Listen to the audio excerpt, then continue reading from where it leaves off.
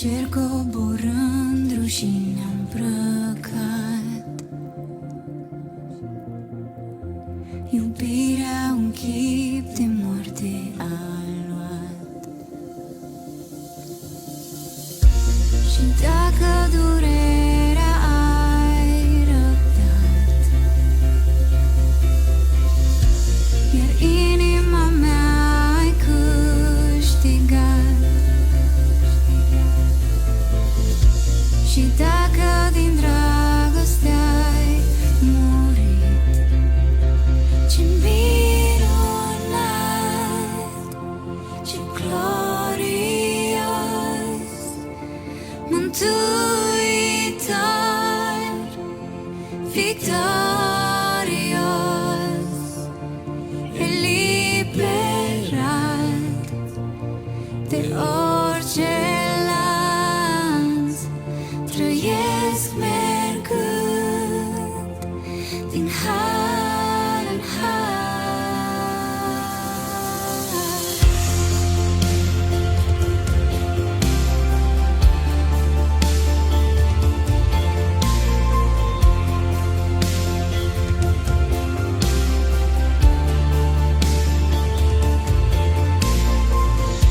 Momentul e gol de cer jefuit, speranța în tine am găsit, pasiunea ce iadul a străbătut, ținând promisiunea moartea înfrunt. Lăsând libertatea ai venit, oh, păcatul și moartea le-ai zdrobit. Oh, Iisus,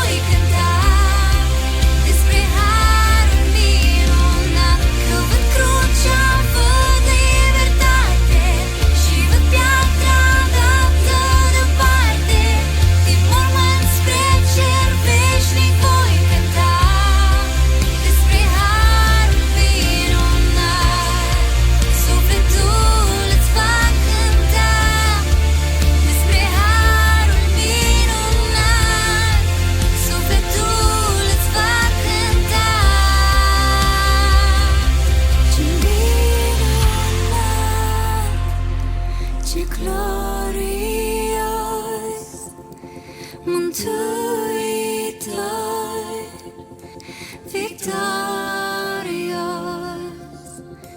eliberat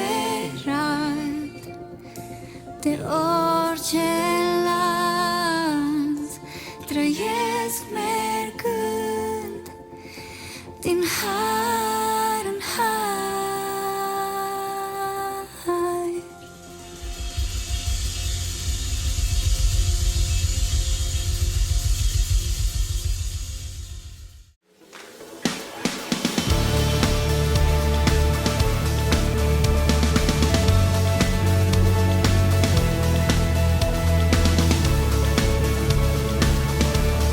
Fii binecuvântat, mă bucur tare mult că ai ales încă o dată să fii la închinare împreună cu noi în această duminică minunată.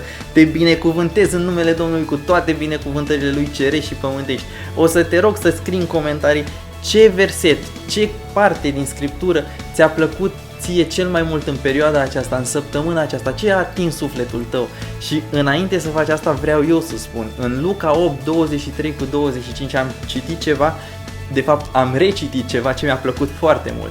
Și spune așa: pe când vâsleau ei, Iisus a adormit. Pe lac s-a stârnit un așa vârtej de vânt că se umplea corabia cu apă și erau în primejdie. Au venit la el, l-au deșteptat și au zis: învățătorule, învățătorule, pierim.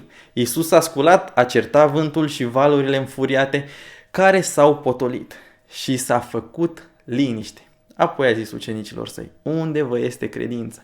Suntem într-o perioadă în care putem spune că barca vieții noastre este în valuri, este în furtună. Și Dumnezeu ne spune: aveți credință. Sunt cu voi în corabie, dar aveți credință.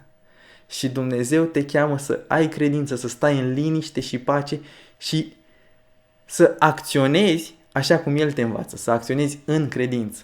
Intrăm într-un timp binecuvântat în care echipa ne conduce și mergem în prezența lui Dumnezeu să-i dăm toată lauda, cinstea, închinarea și adorarea, pentru că este singurul Dumnezeu care este vrednic de laudă, cinste, închinare și adorare.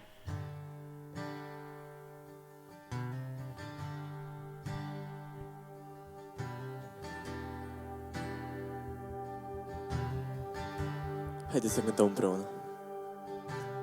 Oameni se adună împreună, un singur trup.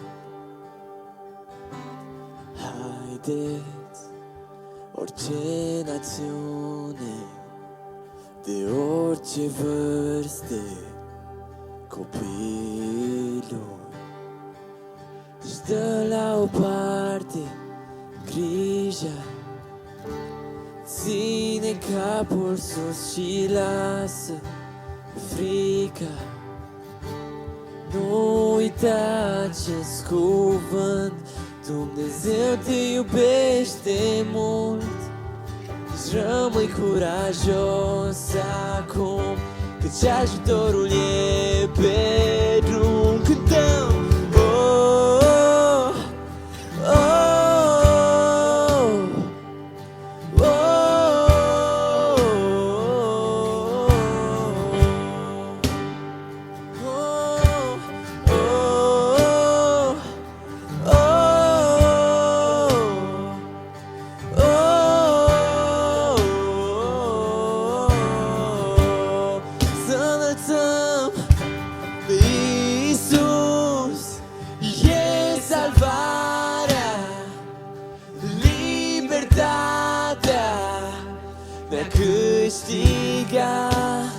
Cântăm Iisus, fără noapte, veșnic frate, ce-l așteptat. Deci dă la o parte grija, ține capul sus și lasă frica. Nu uita acest cuvânt, Dumnezeu te iubește mult. Deci rămâi curajos acum, căci ajutorul e pe drum.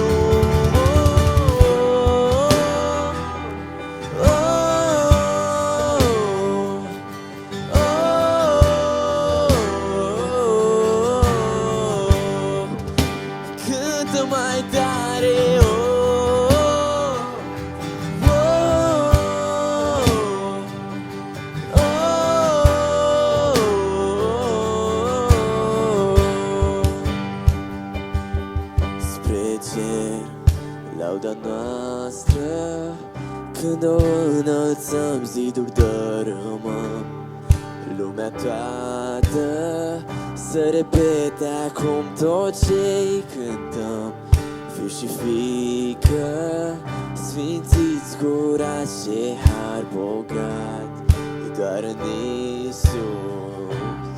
Haideți să înălțăm lauda spre cer, lauda noastră, când o înălțăm, ziduri dărâmăm. Lumea toată să repete acum tot ce-i cântăm. Fiu și fiică, sfințiți, curați și har bogat, e doar în Iisus. Spre cer, spre cer, lauda noastră, când o înălțăm, ziduri dărâmăm. Lumea toată să repete acum tot ce-i cântăm. Fiu și fiică, sfințiți, curați și har bogat, e doar în Iisus. Cântăm. Wow, wow, wow.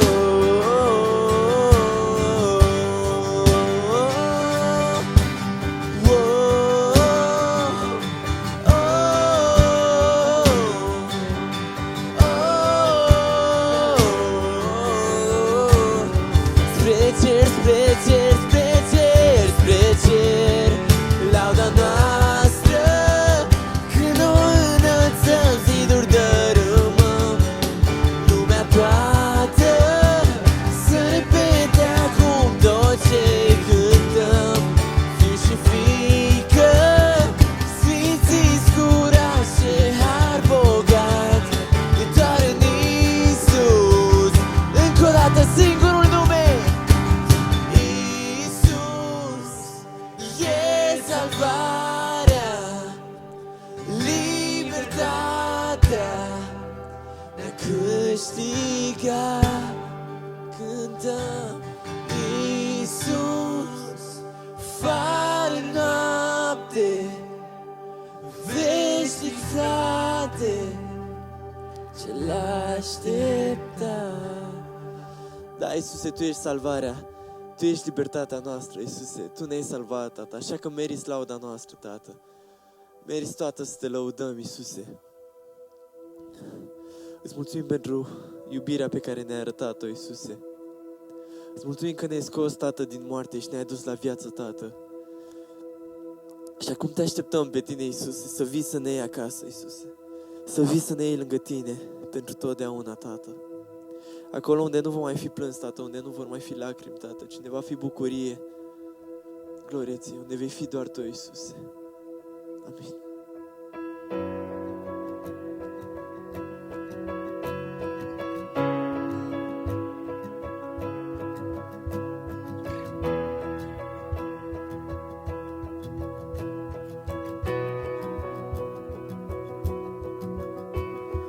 Toată creația, întregul pământ, să pregătim calea Domnului Sfânt.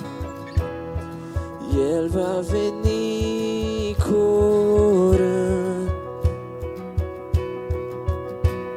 Chemați păcătoșii, pe sfinți să geziți, toți într-un glas faima Lui răspândiți. El va veni curând. No, pregătiți ca o mireasă stăm, să te întorci, te așteptăm plini de dor. Doamne, Te chemăm, cântăm, vino Iisus, al nostru Domn.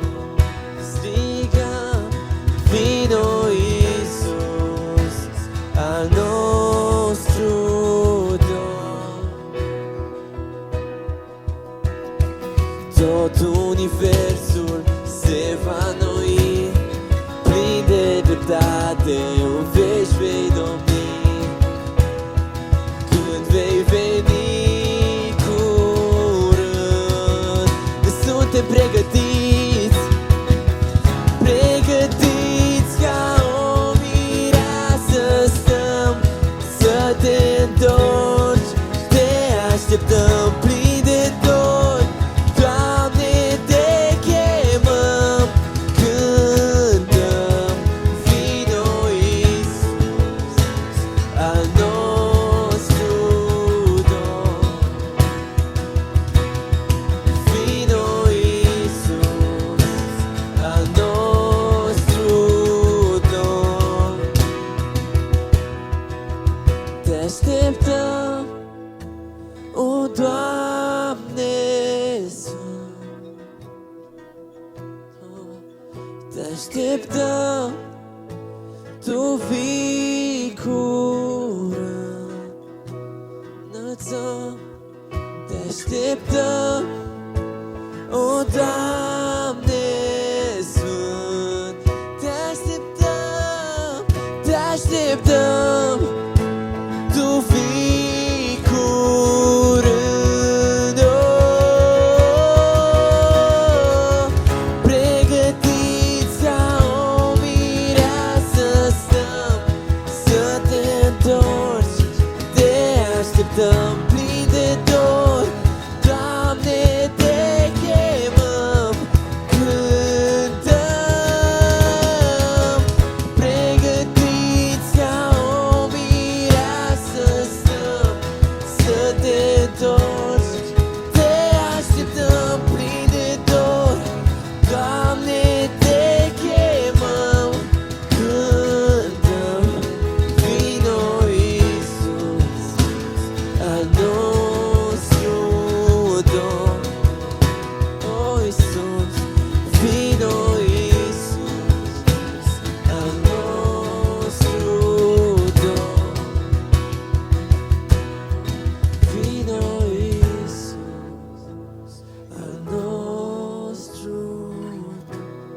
Toată biserica strigă, vino Iisus, al nostru Domn. Amin.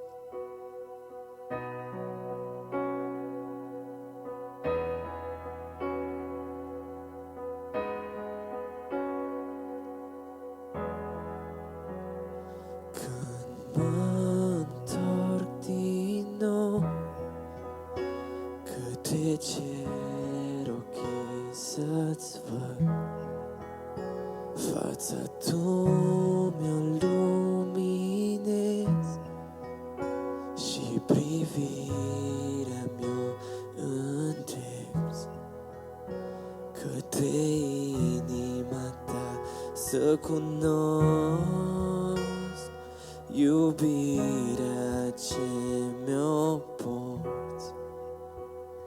Aprinde în mine o flacără ce veșnic ține, un foc sfânt, lumina, și noaptea nu va fi aceeași. Când eșecul m-a ajuns, am văzut ce am făcut. Fără Tine sunt pierdut. Oh, vreau mai mult din ce ești Tu. Aprinde în mine o flacără ce veșnic ține și un foc sfânt, lumina, și noaptea nu va fi aceea. O aprinde în mine o flacără ce veșnic ține, un foc sfânt, lumina,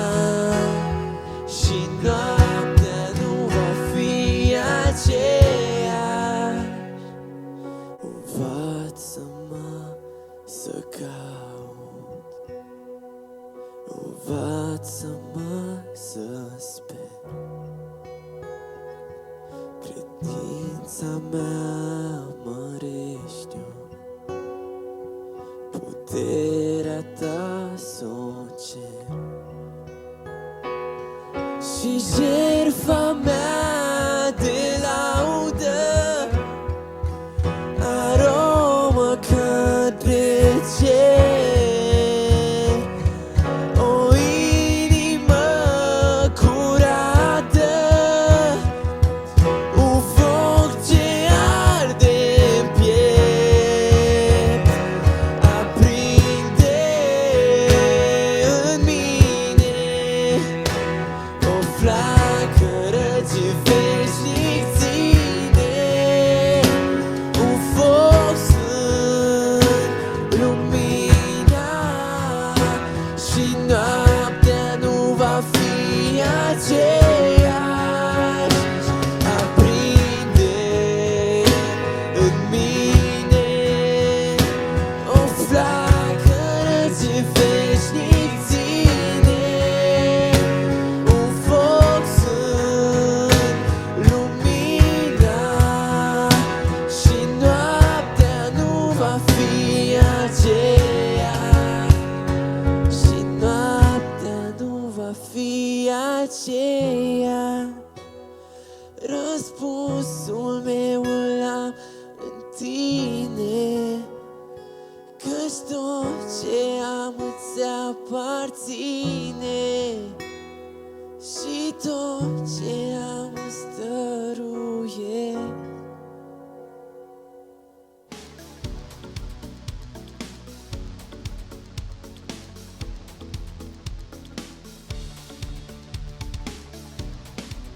Vreau să mulțumesc echipei de închinare pentru timpul binecuvântat în care ne-a condus. Vreau să te anunț că în această perioadă facem tot posibilul ca în fiecare duminică, la aceeași oră, să fim prezenți și să aducem cuvântul binecuvântat al lui Dumnezeu la tine acasă. În fiecare seară de la ora 21 suntem în rugăciune înaintea Dumnezeului nostru și cerem de la El protecție și sănătate pentru țara noastră. Ne rugăm pentru biserică să fie unită și să meargă înainte în continuare și să trecem biruitori prin această perioadă, pentru că Biblia ne învață că noi suntem mai mult decât biruitori și vrem să ne aliniem acestui standard la care Dumnezeu ne-a chemat să trăim. Chiar dacă nu mai avem slujbele obișnuite, te invit să iei legătura cu liderul tău de casă și el îți va spune ora și platforma pe care vă veți întâlni. Pentru cei ce își doresc susținere în rugăciune, îi rugăm să ne contacteze pe pastorarondbiserica-elim.ro. Găsești linkul și e-mailul în descriere. Dacă ești pentru prima dată aici împreună cu noi și vrei să te implici în ceea ce noi facem, te invit să ne scrii pe contact@biserica-elim.ro și acest e-mail îl găsești în descriere. Pentru cei ce vor să susțină biserica în activitățile pe care le are, vor găsi contul bancar în descriere, lângă cele două e-mailuri. Hai acum să ascultăm ceea ce Dumnezeu vrea să ne vorbească.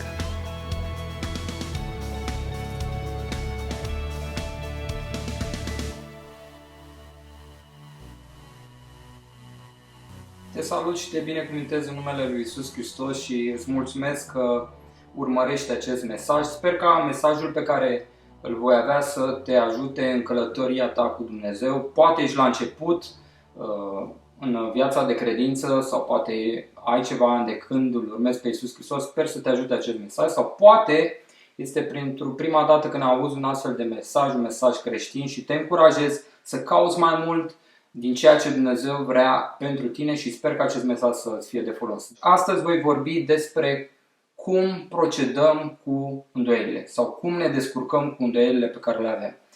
Toată lumea are îndoieli. Toți oamenii se confruntă la un moment dat cu îndoieli și este bine să înțelegem cum putem să procedăm cu ele, ce putem să facem cu ele. Ai avut vreodată îndoieli în viața ta de credință sau ți-ai pus vreodată întrebarea dacă într-adevăr totul este adevărat?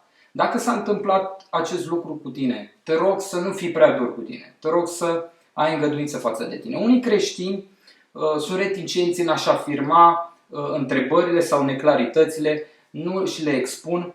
Cred că uneori avem ideea aceasta că a pune la îndoială pe Dumnezeu sau pe alți creștini este automat un act de trădare spirituală. Spunea cineva la un moment dat că îndoiala nu este întotdeauna un semn că un om greșește. Poate că se gândește. Sau am mai auzit lucrul acesta, scepticismul este primul pas către adevăr.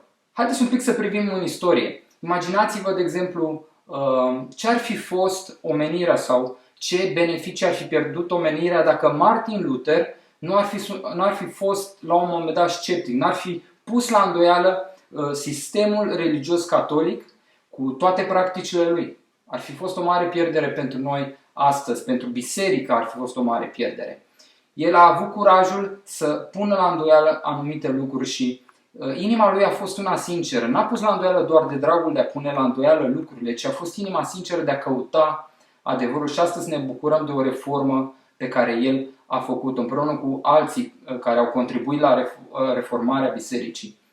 E adevărat că n-a fost o reformă completă adusă, aducând biserica către faptele apostolilor, dar ne bucurăm și a fost un lucru fain pentru momentul respectiv. Deci ce putem să facem cu îndoielile sau cum putem să procedăm cu îndoielile? Primul lucru pe care aș vrea să îl reții este acela că te încurajezi prin faptul că alți oameni ai lui Dumnezeu sau alți oameni s-au confruntat cu îndoielile. Asta vreau să reții, să te încurajezi prin faptul că și alți oameni ai lui Dumnezeu s-au confruntat cu îndoieli. Îmi place foarte mult să citesc Biblia și îmi place ceva în mod deosebit la cuvântul lui Dumnezeu și anume că în Biblie găsim divinul îmbinat sau împletit cu partea umană. Și mă bucur că oamenii lui Dumnezeu, cei care au fost inspirați de Duhul Sfânt, care au scris cărțile și Biblie și din care putem să tragem învățătură, ei n-au lăsat doar punctele tare ale oamenilor lui Dumnezeu, ci au subliniat și slăbiciunile și punctele slabe și momentele de îndoială. Și lucrul ăsta ne face să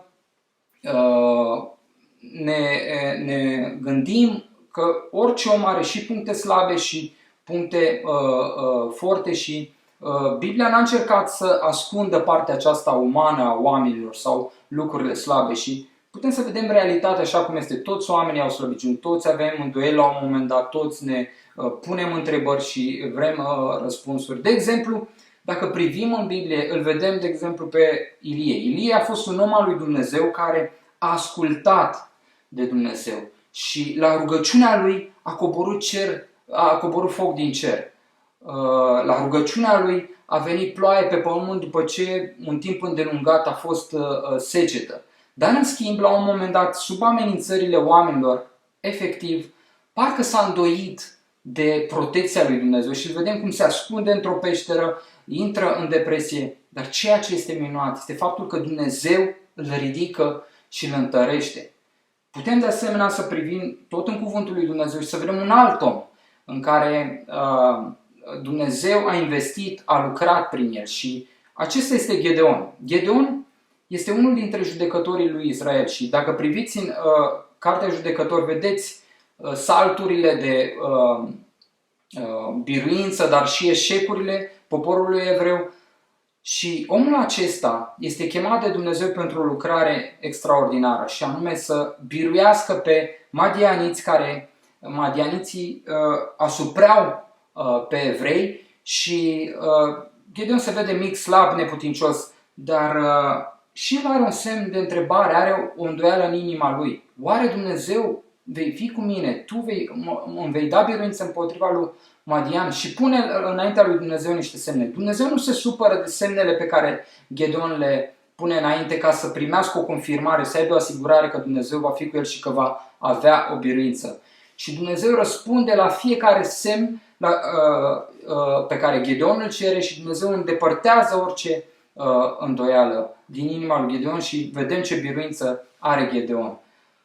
De asemenea, mai putem să privim în cuvântul lui Dumnezeu și în special în Noul Testament și îl vedem pe Ioan Botezătorul. Ioan Botezătorul a fost vărul lui Iisus Hristos, Domnul nostru. A fost cel mai mare dintre profeții Vechiului Testament și înaintașul direct al lui Mesia. A avut și el îndoieli cu privire la Iisus. A avut un episod în viața lui în care s-a îndoit cu privire la Iisus Hristos și dacă este sau nu Mesia, dacă este cel sau așteptat sau nu. Ioan și-a dedicat viața și slujirea să pregătească calea Domnului, predicând pocăința și botezând pe oameni. Și vedem în cuvântul lui Dumnezeu și aș vrea să citesc acest cuvânt care se găsește în Ioan, Evanghelia după Ioan, capitolul 1, de la versetul 29 la versetul 31. Într-o zi când Ioan a văzut pe Domnul Iisus, a strigat și a zis: iată mielul lui Dumnezeu care ridică păcatul lumii. El este cel despre care spuneam: după mine vine un om care este mai presus de mine, pentru că era înainte de mine. Nici eu nu-l cunoșteam, dar tocmai pentru aceasta am venit să botez cu apă, ca el să fie cunoscut lui Israel. O declarație îndrăzneață, o declarație plină de credință vedem în acest pasaj pe care l-am citit. Dar după un timp Ioan ajunge să fie arestat, încercat și parcă toate lucrurile care îi mergeau bine se năruiesc. Tot ceea ce își imagina se duce pe apa sâmbetei. Și vedem într-una dintre evanghelii, în Evanghelia după Matei, în capitolul 11, versetul 3, cum Ioan trimite la Iisus pe ucenicii ca să-l întrebe dacă el este acela pe care trebuia să-l aștepte. Tu ești cel care urmează să vină sau să așteptăm pe altul? Și foarte frumos Domnul Iisus îi răspunde și e o încurajare pentru noi toți. Privim la modul în care Dumnezeu le dea răspunsuri celor care aveau o perioadă de îndoială. Și găsim lucrul acesta tot în Matei, în capitolul 11, de la versetul 4 la versetul 6. Duceți-vă și anunțați-l pe Ioan cu privire la lucrurile pe care le auziți și le vedeți. Ce anume? Cei orbi văd, cei ologi umblă, cei leproși sunt curățiți, cei surzi aud, cei morți sunt înviați, iar celor săraci li se vestește Evanghelia. Fericit este cel care nu se poticnește în mine. Domnul Iisus nu îl condamnă pe Ioan. Domnul Iisus nu îl pune la zi pe Ioan și spune: hei, ce s-a întâmplat cu tine? Și Domnul Iisus îl reasigură pe Ioan că el este Mesia. Și îl reasigură pe Ioan că el este Mesia prin ceea ce Domnul Iisus făcea, prin semnele și lucrările pe care Domnul Iisus le făcea cât a trăit aici pe pământ. Al doilea lucru, dragul meu, pe care aș vrea să-l reții este acela de a-ți exprima îndoielile înaintea lui Iisus. Exprimă-ți îndoielile înaintea lui Iisus. Și este obișnuit ca în perioada aceasta să se vorbească despre Toma și e un lucru pe care îl privim în cuvântul lui Dumnezeu și îl vedem pe Toma tot așa într-un episod în care efectiv nu crede că Iisus Hristos a înviat. Și Toma ce face? Toma își expune îndoielile și primește răspuns complet la ele. Haideți să privim împreună către Toma. De multe ori îl catalogăm și noi, punem această etichetă sub numele căruia mereu îl găsim în diverse conversații, și anume Toma necredinciosul. Însă eu sunt de părere că nu este o etichetă tocmai potrivită pentru Toma, pentru că mai degrabă ar trebui să-l reținem ca un om al credinței, pentru că asta a și fost, un om al credinței. A avut un moment de slăbiciune, a avut un moment de îndoială, dar el a rămas credincios Domnului. A avut îndoieli și le-a exprimat înaintea lui Iisus, pentru că chiar dacă Iisus nu era prezent atunci când și-a exprimat îndoielile, Iisus, fiind pretutindeni prezent, fiind Dumnezeu, omniscient, omniprezent, omnipotent, știind totul, el a auzit îndoielile lui Toma. Și asta vreau să te încurajez și pe tine. Exprimă-ți îndoielile înaintea lui Iisus. Știm despre Toma că el a fost unul dintre cei 12 ucenici ai lui Iisus. A fost loial, a fost sincer, a fost gata până acolo să meargă, să moară împreună cu Iisus Hristos. Ca și ceilalți ucenici, a avut și el un moment de slăbiciune și atunci când Iisus a fost arestat, a fugit, l-a părăsit pe Domnul Iisus. Poate că el a avut momente de slăbiciune, cum și noi toți avem momente de slăbiciune. Poate că el a avut îndoieli cu privire la învierea lui Iisus Hristos, însă îndoielile lui au avut un scop. el a dorit să cunoască adevărul. Dacă privim la Toma, scepticismul lui era forma lui de a răspunde atunci când ceilalți ucenici i-au spus că l-au văzut pe Domnul. Nu era stilul lui de viață. Toma nu făcuse un stil de viață în care să trăiască în îndoială. Și haideți un pic să privim într-un cuvânt din Evanghelia după Ioan, capitolul 20, versetul 25. Ceilalți ucenici i-au zis: l-am văzut pe Domnul. Dar el le-a zis: dacă nu văd semnele cuielor în mâinile lui, dacă nu pun degetul meu în semnul cuielor și dacă nu pun mâna în coasta lui, nici de cum nu voi crede. Vedeți, Dumnezeu iubește scepticii. Iubește scepticii sinceri, aceia care îl caută pe Dumnezeu cu sinceritate, au îndoieli și la care doresc să primească un răspuns. Există o diferență între scepticism, îndoială și necredință totală. De exemplu, îndoiala spune: nu voi crede până când nu voi primi anumite dovezi, până nu voi primi anumite răspunsuri, sau nu pot să cred până când. Necredința sau neîncrederea spune: nu voi crede. Scepticismul caută lumină, necredința se mulțumește cu întunericul. Îndoiala înseamnă sinceritate, onestitate. Necredința este efectiv încăpățânare. Vedeți voi, un necredincios nu are intenția de a se schimba sau de a crede. Necredinciosul îți va oferi mereu scuze. Chiar și atunci când vii cu toate răspunsurile, vii cu toate dovezile înaintea lui, el le va respinge și nu va crede. Pentru că nu este o problemă a rațiunii, ci este o problemă a inimii. Și asta se întâmplă cu mulți atei. Și dacă ești ateu, aș vrea să te gândești serios. Ce te blochează pe tine să crezi în Dumnezeu?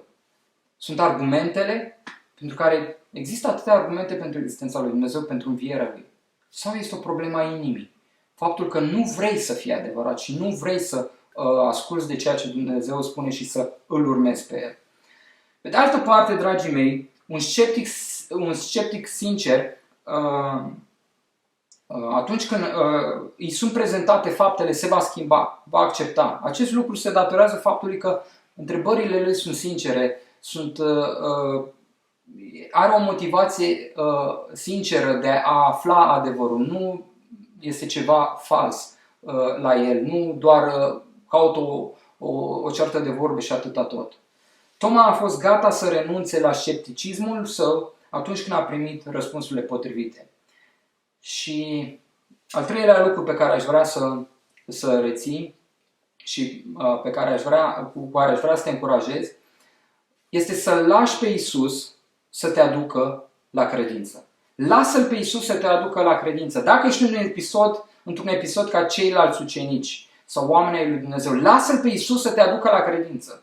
Dacă ești un om care nu-L cunoști pe Dumnezeu și asculți acest mesaj, lasă-L pe Iisus să te ducă la credință. O va face dacă tu îți deschizi inima și dacă ești deschis pentru a afla adevărul. Nu știm de ce Toma a absentat la prima întâlnire, atunci când Domnul Iisus a apărut în fața ucenicilor după înviere. Dar știm că a fost reticent în a crede mărturia ucenicilor cu privire la învierea Domnului Iisus Hristos. Nici măcar 10 prieteni nu l-au putut schimba pe Toma, nu i-au putut schimba părerea, însă Iisus Hristos a reușit să facă lucrul acesta. Dar e un lucru interesant în pasajul acesta și aș vrea să-l citesc, care se găsește în Ioan, Evanghelia după Ioan, capitolul 20, de la versetul 26 la 29. Este pasajul în care Domnul Iisus apare și îi se arată lui Toma. După 8 zile, ucenicii erau din nou înăuntru, iar Toma era cu ei. Pe când ușile erau încuiate, a venit Iisus, a stat în mijlocul lor și le-a zis: pace vouă. Apoi a zis lui Toma: adu-ți degetul aici și privește mâinile. Adu-ți mâna și pun-o în coasta mea. Și nu fi necredincios, ci credincios. Toma a răspuns și a zis: Domnul meu și Dumnezeul meu. Iisus i-a zis: ai crezut pentru că m-ai văzut? Fericiți sunt cei ce n-au văzut și au crezut. Aceștia suntem noi, dragii mei. Aceia care am crezut și nu am văzut. Și spuneam că e un lucru interesant în pasajul acesta. Și anume faptul că Toma a continuat să rămână cu ucenicii. Chiar dacă ai îndoieli, chiar dacă ai frământări, continuă să rămâi cu ucenicii. Continuă să rămâi cu cei care îl cunosc pe Dumnezeu, care umblă cu Dumnezeu. Rămâi cu ei. Și vedem o altă atitudine în partea ucenicilor. Nu l-au respins pe Toma pentru că avea îndoieli, ci i-au arătat dragoste. I-au arătat bunătate, i-au arătat ce anume? L-au arătat pe Hristos înviat în viețile lor. Dragii mei, observăm că pe când erau ei împreună, Iisus vine și se relevă lui Toma, într-un mod deosebit, într-un mod personal. Îi oferă chiar șansa lui Toma să-și pună degetul în rănile Domnului Iisus, să îi atingă rănile. Și în momentul acela, Toma nu mai are nevoie de nicio dovadă, pentru că îl vede pe Hristos înviat, îl vede pe Iisus Hristos înviat. Convingerea produsă prin înlăturarea îndoielii sale a devenit atât de profundă și puternică pentru Toma, încât Toma n-a putut să-și exprime altfel credința decât spunând o afirmație atât de puternică despre Domnul Iisus. Domnul meu și Dumnezeul meu. Domnul meu și Dumnezeul meu. Toma a crezut pentru că a văzut. Să nu ne grăbim să tragem concluzia că i-ar fi atins rănile Domnului Iisus și asta l-a făcut să creadă, pentru că pasajul pe care l-am citit nu ne spune lucrul acesta, ci să ne rezumăm la ceea ce ne spune. A văzut și a crezut. Dragii mei, Iisus nu respinge îndoielile care sunt sincere și îndreptate spre credință. Mai bine să te îndoiești cu voce tare decât să rămâi necredincios în tăcere. Pentru că Toma îi vedem evoluția. El îl vedem din nou în Faptele Apostolului, în capitolul 1 cu 13, stând împreună în rugăciune, în același gând cu ucenicii, stăruind după puterea Duhului Sfânt. Despre Toma știm că, istoric vorbind, că ar fi ajuns prin Persia sau undeva prin India și a vestit cuvântul lui Dumnezeu. Ne putem îndoi, dar nu putem să trăim un mod de viață în care îndoiala să domnească în viața noastră. Îndoiala încurajează regândirea, recalibrarea modului în care noi gândim. Îndoiala poate fi folosită pentru a pune o întrebare, pentru a obține un răspuns și pentru a lua o decizie. Mi-a plăcut ideea aceasta foarte mult și aș vrea să o împărtășesc cu voi. Îndoiala nu a fost menită ca o condiție permanentă. Îndoiala este asemenea unui picior ridicat, pregătit să pășească înainte sau înapoi, însă nu există nicio mișcare până când piciorul nu coboară. Dragii mei, vă aflați în îndoială, vă aflați în frământări, aduceți-le înaintea lui Iisus Hristos. Iisus este soluția. El vă va da soluția. Indiferent de cât timp ești pe calea credinței sau dacă nu ești pe calea credinței, vino înaintea lui Iisus și cere adevărul. Iisus va da la o parte toate îndoielile tale. Dragii mei, noi care am crezut și care nu am văzut, aș vrea să vă încurajez să continuăm, să credem în continuare pe Domnul Iisus și cuvintele Lui, să rămânem în lupta aceasta și să continuăm să iubim pe Domnul nostru Iisus Hristos și să ascultăm de El. Biblia spune că va veni o zi în care fiecare ochi va vedea și fiecare genunchi se va pleca.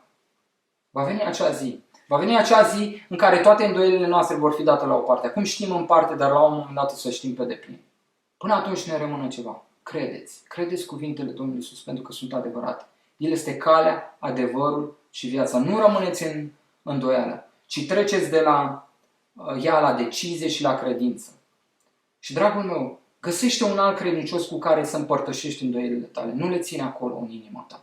Îndoielile ținute în ascuns rar găsesc răspunsuri. Adu-le înaintea lui Iisus Hristos. Așadar, vreau să te încurajez să privești la oamenii Scripturii, la oamenii lui Dumnezeu, care au avut momente în care s-au îndoit și să vezi ce răspunsuri au primit și să te încurajezi prin faptul că și alți oameni au avut îndoieli, așa cum ai și tu. să aduci, să-ți exprimi îndoielile înaintea lui Iisus Hristos. Și al treilea lucru, lasă-L pe Iisus Hristos să te ducă de la îndoială la credință. Aș vrea ca în continuare să fac o rugăciune special pentru tine care mă urmărești. Poate te găsești în astfel de moment sau poate te vei găsi într-un moment, nu știu, în viitorul apropiat sau în viitorul mai îndepărtat. Aș vrea să fac o rugăciune.